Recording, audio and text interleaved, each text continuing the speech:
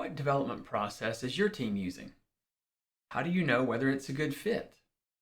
Are there any guidelines for how to choose the development process that's a fit both for your team and for the work they're doing? Welcome to DevTips with Barry Hawkins. Please be sure to like and subscribe. In this episode, I'll cover a few key considerations to bear in mind when figuring out which development process your team should use. Batch versus flow. While you'll hear most people talk about Scrum or Kanban, the truth is those are not the only two flavors of development process, but each of them are the most predominant example of the two major categories of development process types, batch and flow. Scrum is the predominant form of batch development process. Extreme programming's process would be a similar one. And Kanban is the predominant flavor of flow-based development process that software development and game teams are typically using.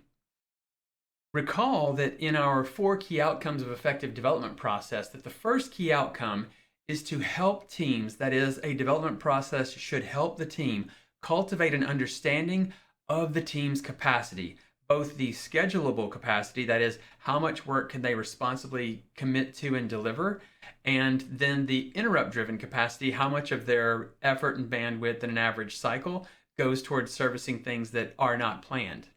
And in looking at which category of development process would serve your team best, there are 3 things to consider: work unit size, workflow, and work unit uniformity. Characteristics of flow. Flow-based development process is designed and tailored for work where what the team works on in terms of work unit size tends to be relatively uniform, highly uniform, and tends to skew small in size. When it comes to workflow, their workflow tends to be very explicit with very explicit steps that have to be followed in order to deliver a given outcome. And then when it comes to the work unit uniformity, each piece of work tends to be highly uniform. That is, every outcome that is given to the team that they then deliver, it goes through steps 1, 2, 3, 4, 5, and then is delivered. And the one right after it goes through the same steps. And that's true with very little exception. One of my most dramatic examples of this, in my experience, is with game development teams that do art assets. Because 3D art assets that go into a game, especially a larger scale game, follow a very defined workflow and a very explicit set of steps that they go through. For a great example of what that kind of explicitly defined pipeline looks like, check out Paul Forrest's interview with the Funsmith Fireside Chats podcast. Characteristics of batch. Batch development process is designed for a type of work where the work unit size has a high degree of variability. This is actually some of the reasoning behind the design of the user story point scale, for those of you who have exposure to that, where we use these abstract numbers, a restricted set of numbers to choose sizes that are relative level of effort. That is, they're not absolute units of measure, they are relative level of effort, and they range from 1, 2, 3, 5, 8, 13, 20, 40, 100 to represent a great degree of difference. And the larger we go, the bigger the difference. Well, batch systems are designed for work where each individual unit can vary greatly in size, and you need to be able to load those up into a batch, work on them all, and then deliver them. So that's why work unit size tends to vary highly when you have batch development process. When it comes to workflow for batch systems, they are typically just, the workflow is to do, in progress, review, and done. That is, there's a lot of variability in these items, who's going to need to work on them, how large they are, how long they will take, and generally they're in the to-do column, or they move into in progress, then they're ready for review. Once we've reviewed them and decided everything's good, then they move into done. And that's about the extent of the degree of uniformity of a batch development process's workflow. When it comes to work unit uniformity, there's also a great degree of variability in the work unit's composition. Some might only require back-end engineering. Some might require a degree of engineering on the platform, some amount of game engineering, and some amount of UI engineering, plus work from an artist and a product design or UX person and a game designer. Then the very next thing to come through the team might be, again, back end only or design and art only. And batch development processes are designed to accommodate and embrace that so that work can be loaded up into a batch, completed cross-functionally with all of the interaction that needs to happen so that no one's making assumptions or throwing things over the wall in silos, but we're working on it together because we're able to do it via these batches. Consequences of mismatched process. So if you look at your work and it doesn't seem that the type of work you do matches the process that your team is using, what's the big deal?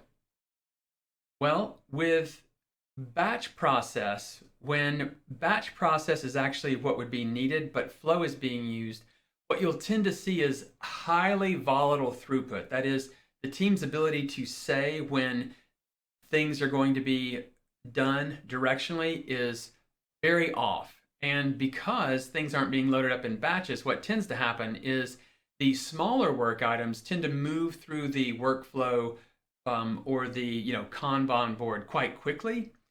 But then larger things tend to get caught in progress. I often talk about the large things being stuck to the sides of the Kanban board and not moving through. And that's because, again, a flow-based process is meant to be highly defined with very uniform units of work that also skew very small and move through this explicitly defined pipeline in a very uniform and steady way. If you have a team using batch, when their work indicates that they should be using flow, what you'll tend to see is that there's a heavy amount of meaningless task breakdown. That is, that taking a thing and breaking down discrete steps when the steps are really defined by the columns of the Kanban board or the explicitly defined workflow. I can recall one game art team watching them being taken through Scrum sprint planning, and after the first item had been broken down with tasks under the story, one artist said to the Scrum master who was taking them through this, "Hey, for the next thing and for everything we pull out, can you just copy those tasks that we all just made? Because every single one of these is going to have the same tasks." And that's a clear tell that this is a workload that is well suited to a flow system. Additionally, you'll find that items that should be moving through a flow system that are in a batch system, there's often delays and sort of a halting problem because of the batch boundaries. That is, normally with a flow system, work is coming through and being delivered at a pretty consistent state, but some teams take the batch process very far and also hold things in the batch until the whole batch is done. And so then you end up with delivery delays and bottlenecks downstream. Work unit variability. Work unit uniformity. I wonder if that's like a Freudian slip and I should change it. Paul Forrest, in his guest interview on the Firesmith Fun things where there's... Thanks for watching. Please be sure to like, subscribe, and click the notifications icon so that you'll be first to know when other dev tips and product development videos are uploaded. If you are looking for help in your game or product development journey, check out the link below on how you can work with me. For the next dev tip, check out the video up here. And for the entire dev tip series, check out the video down here. Again, I'm Barry Hawkins. Thanks for watching, and we'll see you in the next video.